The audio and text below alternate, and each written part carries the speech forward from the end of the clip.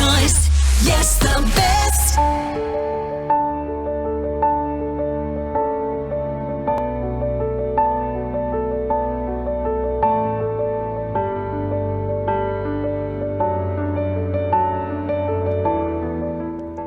BB, kapiling mo pa rin DJ B-Boy Bibo para pa rin sa ating BB Time na tungkol pa rin sa'yo o sa jowa mo na hindi showy lalo na kapag maraming tao. Kaya naman ito ang mga mensahe ng ating mga BB na nagbahagi ng kanilang opinion o experience sa aking Facebook page, DJ B-Boy Bibo. Sabi ni Darren Sandigan, usually tayong mga lalaki talaga yung hindi masyadong clingy. Kasi gusto natin i-portray yung angas and cool vibes pag nasa public. Pero ang totoo, pag tayo na lang ng jowa natin, mas makulit at mas maharot pa tayo. Ay, panood nga ako kapag kayong dalawa na lang. Patingin nga kung paano mo harutin yung jowa mo, Darren. Diba? Totoo naman, kaya marami ring mga babae yung nakakaintindi kung bakit ganun yung BF nila in public. Kasi alam din naman nila na kapag silang dalawa na lang, ay talaga naman, rar na lang talaga. Bigay todo talaga yung jowa. Oo, kaya naiintindihan nila kung bakit, sige na nga sa public, hindi ka ganyan. Alam ko naman na kapag tayong dalawa na lang, malalamog ako eh. Sabi naman ni Kisha Cipriano, hindi ko naman hangad yung harutin ako in public. Syempre ayoko rin naman ng PDA or pagtinginan. Haha. Pero yun man lang, i-guide ka niya sa daan, i-protect ka kapag maraming tao, igilid ka kapag naglalakad sa kalsada. Kaso hindi talaga siya ganun. Pero mahal ko pa rin naman. Aba dapat lang, Kisha. Sana hindi jowa hinanap mo, yaya. Yung pala yung gusto mo, yung mag-guide sa'yo, yung mag-aalaga sa'yo, magbabantay. Diba? Ayaw mo nun, tinuturuan ka niya maging independent. Alam mo, kaya mo rin naman gawin yung mga bagay na yan kahit wala siya sa tabi mo, diba? Laki-laki mo na eh, kaya mo na yan, Kisha. Pero gets naman kita na ang gusto mo lang na ma-feel ay ang care, diba? Yung pag-aalaga, pag-iingat sa'yo ng taong mahal mo. Diba? Kaya i-enroll kita sa daycare. Charot. Char lang, Kisha. Sabi naman ni Nida Almazan, pag ako nagmahal, ipapakita ko kung sino talaga ako. Haharutin ko siya kahit hindi niya gusto hanggang sa masanay na siya. Ay, nako, yan ang gusto ko sa'yo. Porsigido ka, Nida. Diba? Determinado pagdating sa kalandian.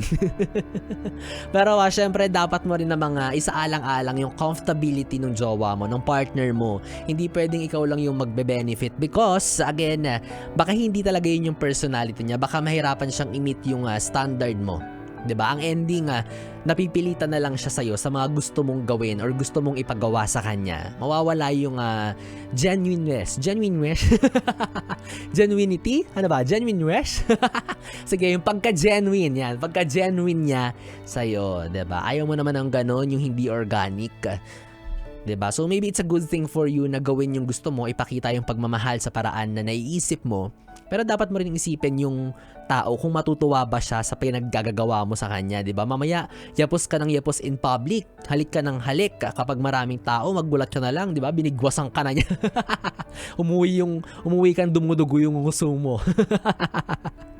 Ang init-init, lagkit na lagkit kayong dalawa tapos yakap ka ng yakap. O etong sayo.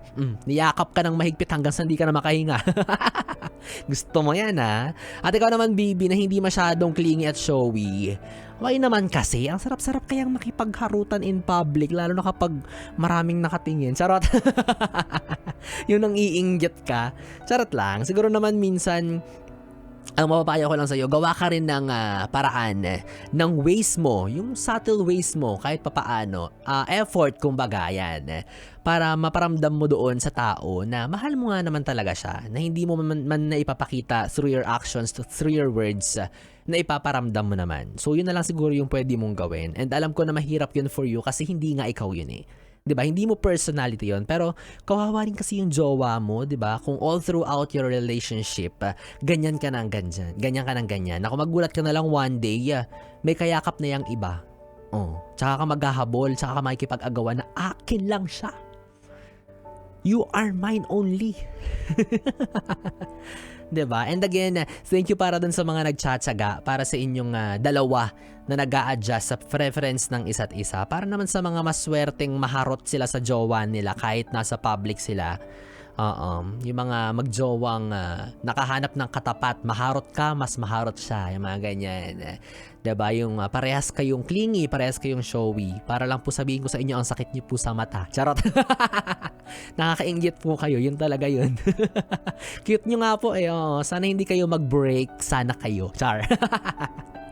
Pero ang bottom line lang naman dito is, hindi kayo mapaghihiwalay ng isang bagay na hindi nyo totally paproblemahin. Meaning, kung hindi kayo magdedwell doon sa part na yon, kung mag-a-adjust kayo, kung tatanggapin nyo yung standard or yung gusto ng isa't isa kahit papaano, hindi yan magiging totally problem sa inyong dalawa. Hindi yan magiging dahilan para maghiwalay kayo, para matapos yung pagmamahalan ninyo.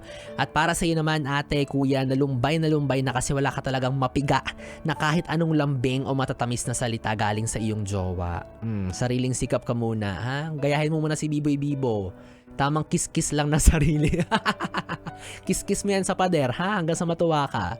'Di ba? Gusto mo ba yung harot ng harot sa'yo pero tatlo kayo? O, payag ka nun. Sobrang harot pero tatlo kayo. Pangalawa ka pa. O, napagitnaan ka pa nung una tsaka nung panghuli.